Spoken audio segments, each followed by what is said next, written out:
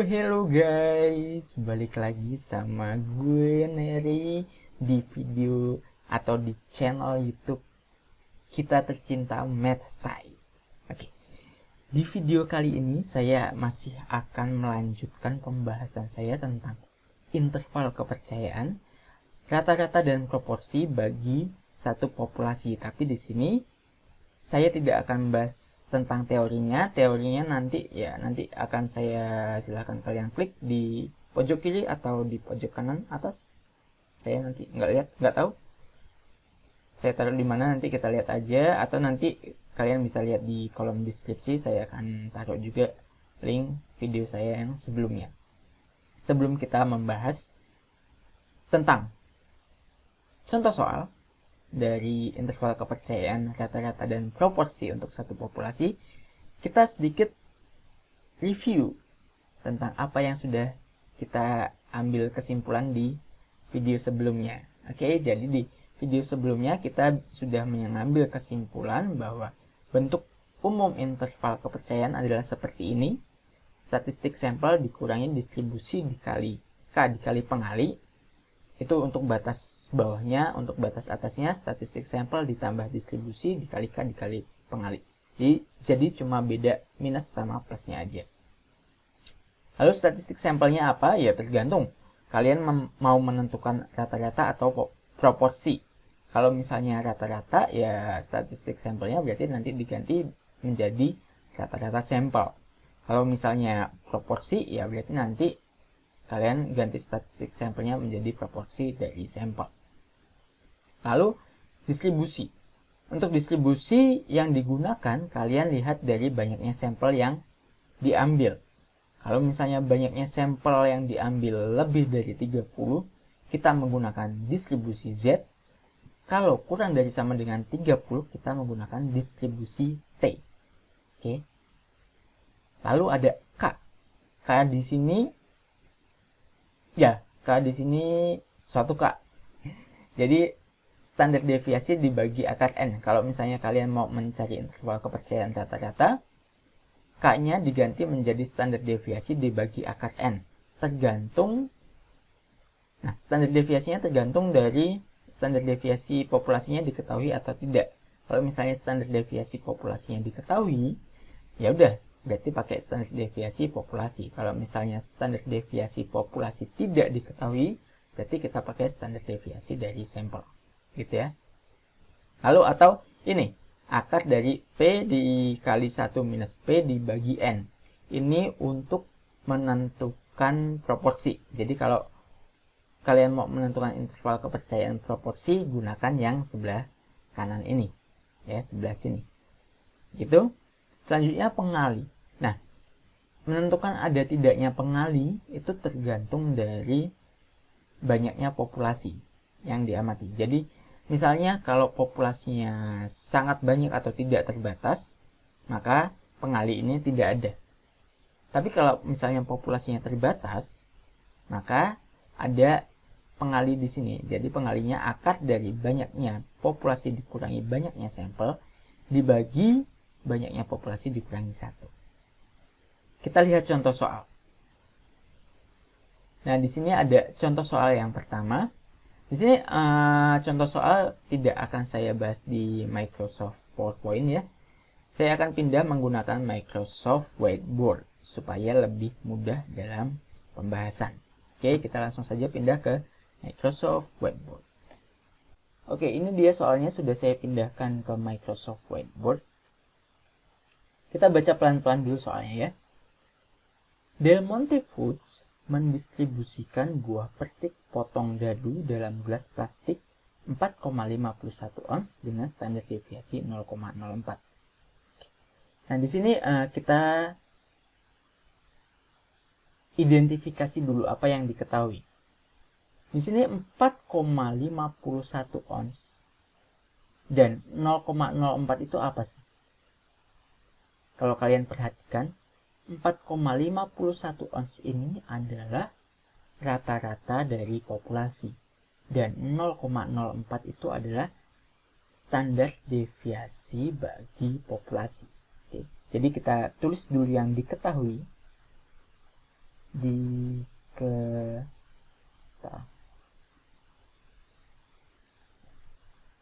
diketahui apa di sini? Tadi ada mu. Mu adalah lambang bagi rata-rata populasi. Jadi di sini mu-nya adalah 4,51 dan standar deviasi populasi atau lambangnya sigma itu adalah 0,04. Seperti itu. Lalu untuk memastikan setiap gelas mengandung jumlah yang diperlukan, Del Monte mengatur mesin operasi pengisian buah persik dan gel sama dengan 4,51 ons. Oke, jadi di sini notes-nya adalah mesinnya itu diatur untuk mengeluarkan buah persik dan gel yang beratnya 4,51 ons. Nah, masalahnya di sini adalah mesin. Yang namanya mesin itu tidak ada yang sempurna.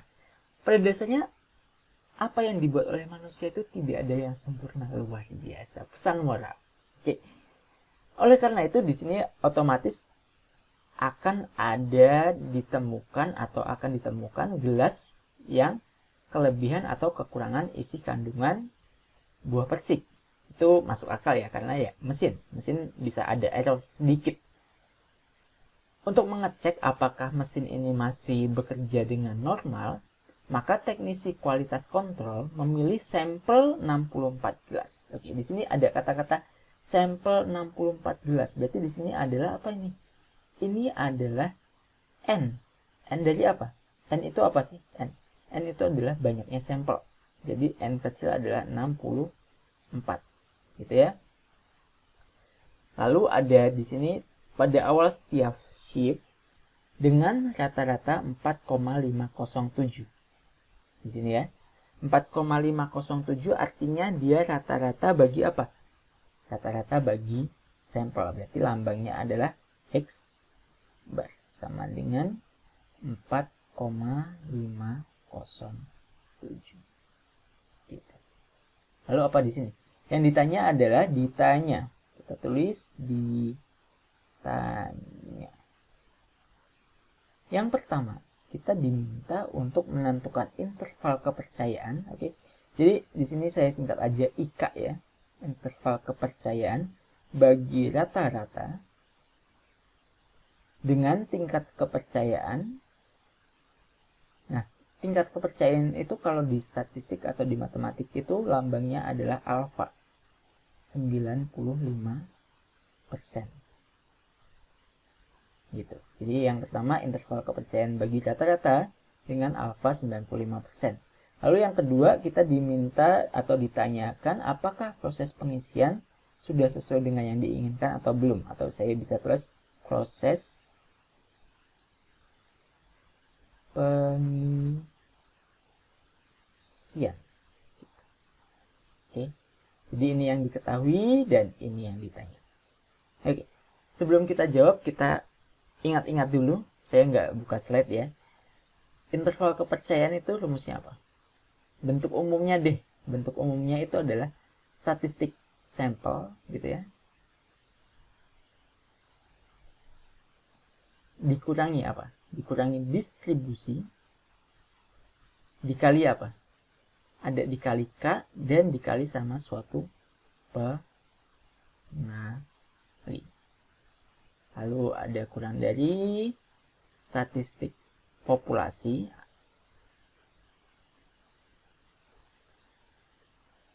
kurang dari statistik sampel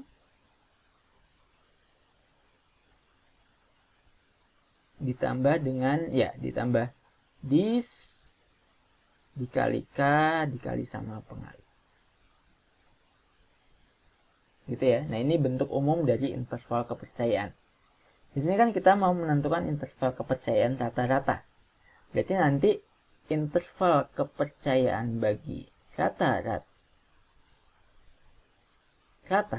adalah seperti berikut. Statistik sampel berarti di sini kita ganti menjadi rata-rata sampel atau X bar. Dikurangi distribusi. Oke. Nah, di sini kita lihat distribusinya pakai apa? Kita lihat. Di sini N-nya itu adalah 64. Oke. Ingat, kalau banyaknya sampelnya lebih dari 30, kita menggunakan distribusi Z atau tabel Z. Jadi di sini dikurangi Z dari alfa per 2. Oke. Dikali dengan K. K itu apa? K itu adalah ya K. Di sini kan kalau kalian lihat lagi atau kalian forward ke beberapa menit sebelum ini, K itu bisa diganti dengan standar deviasi dibagi akar N kalau misalnya kalian mau menentukan interval kepercayaan, atau diganti dengan akar dari P dikali 1 min P per N kalau kalian menentukan interval kepercayaan bagi proporsi. Di sini kan kita mau menentukan interval kepercayaan rata-rata, berarti kita pakai standar deviasi. Oke? Ingat, standar deviasi. Standar deviasi dibagi dengan akar dari N dikali pengali. Nah, pengalinya di sini kita lihat populasinya kan tidak ada kata-kata yang mengatakan bahwa populasinya jumlahnya seperti ini. Artinya di sini pengalinya kita tidak butuh gitu ya, tidak ada. Atau bisa dikatakan pengalinya itu adalah 1.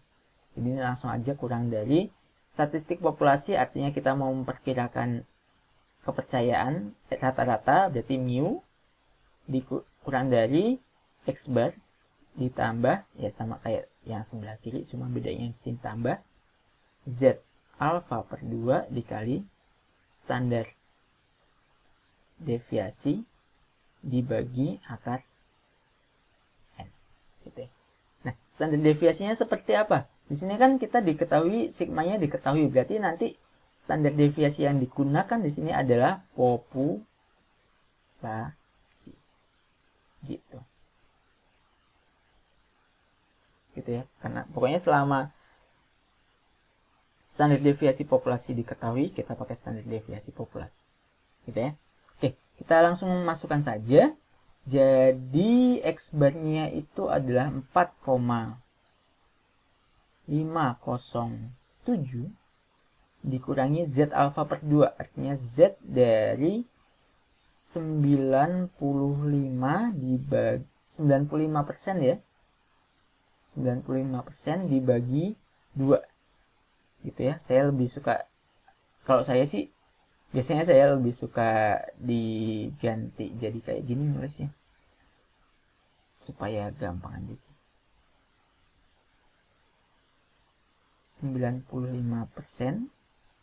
dibagi 2 gitu, dikali standar deviasi populasinya itu adalah 0,04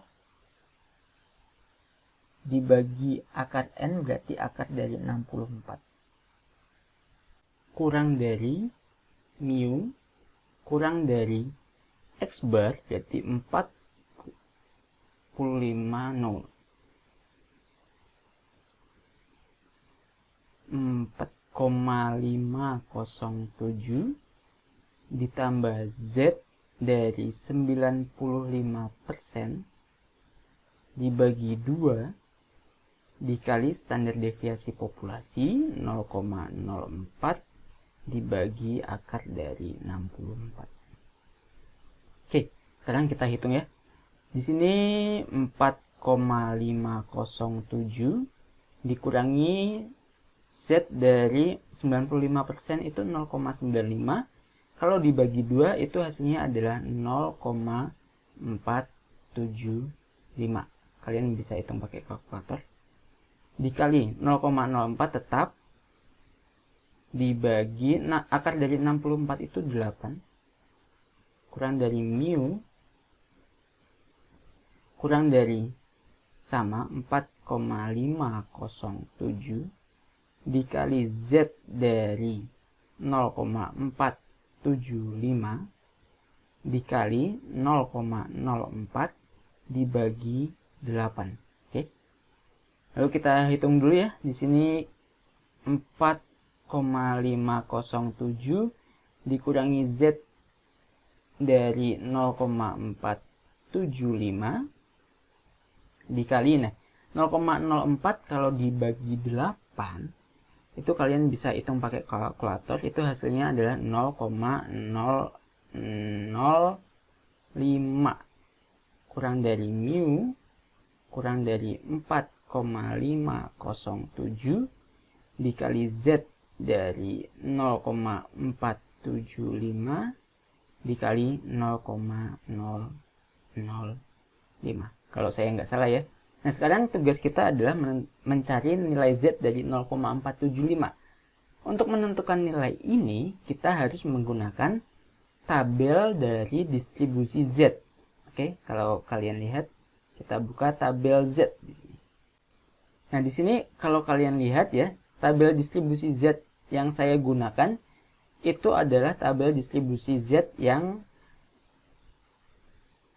right tail ya, atau bahasa Indonesia ekor sebelah kanan. Intinya gini, kalau kalian menggunakan tabel distribusi Z, kalian harus menentukan, biasanya tabel distribusi Z itu di atasnya itu ada kayak kurvanya, kurva normal, terus daerah mana yang diarsir ya. Kalau misalnya seperti ini, maksudnya daerah yang diarsir cuma sebagian, sebelah kiri atau sebelah kanan doang, oke? Berarti itu kalian alfanya itu harus dibagi 2, makanya tadi 95% dibagi 2 gitu ya.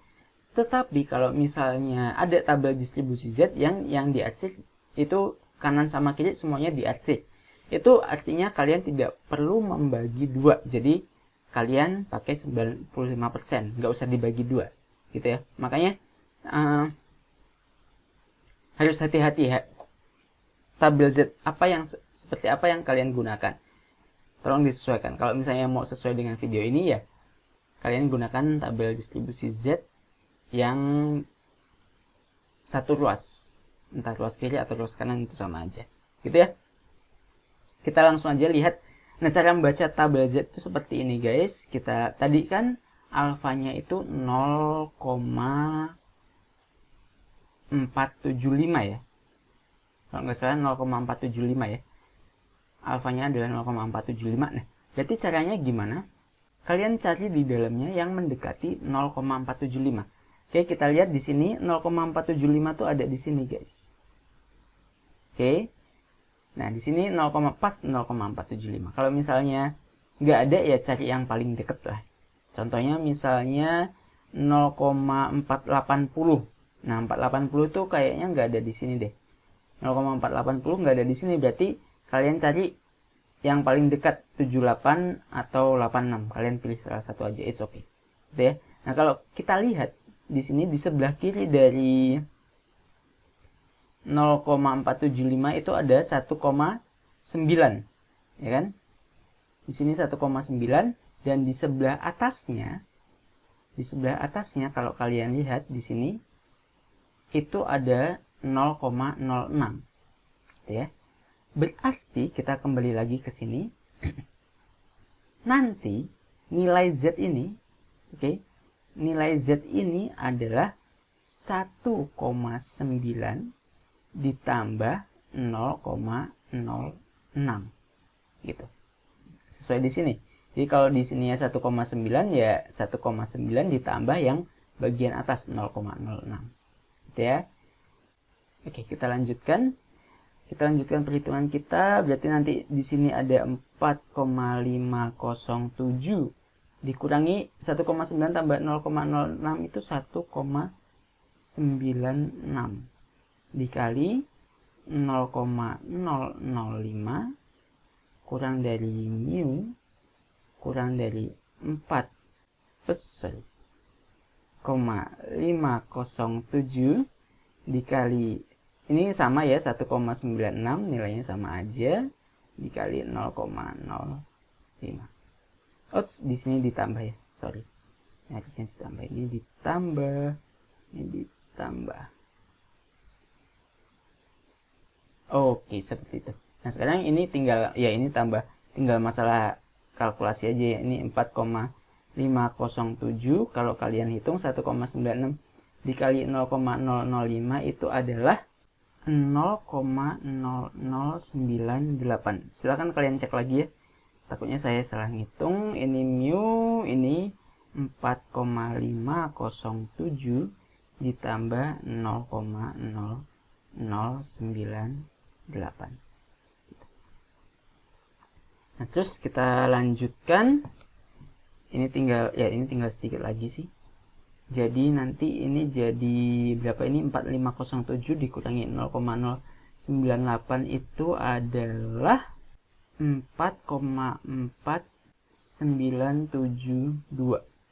Ini kurang dari mu, ini kurang dari 4,5168. Oke, jadi ini ya jawabannya. Interval kepercayaan bagi rata-rata dari kasus kita adalah seperti ini.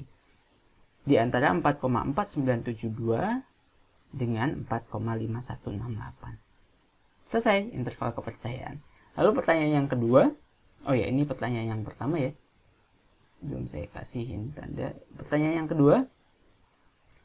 Apakah proses pengisian sudah sesuai dengan yang diinginkan? Oke. Nah, untuk menentukan proses pengisiannya sudah sesuai dengan yang diinginkan atau belum, kita lihat tadi kan setting si tukang atau si pabriknya itu kan men-set bahwa dia mesin akan mengeluarkan 4,51. Ya enggak?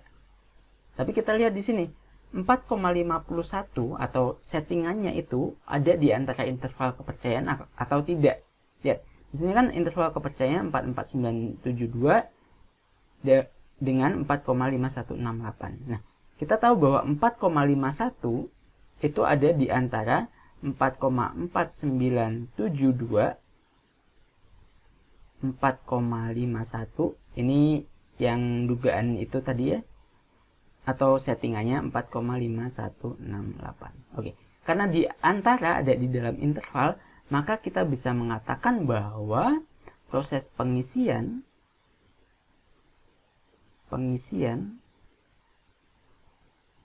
sudah sesuai dengan yang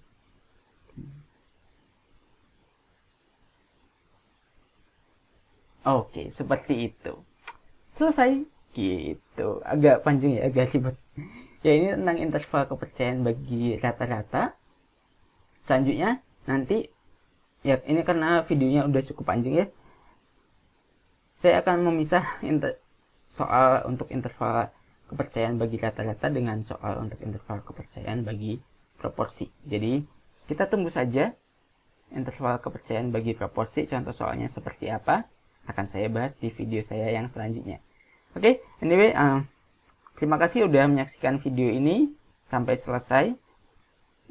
Semoga bermanfaat buat kalian, buat yang mengambil mata kuliah statistika 2, ini kayaknya masuk statistika 2 ya, dan membahas tentang interval kepercayaan.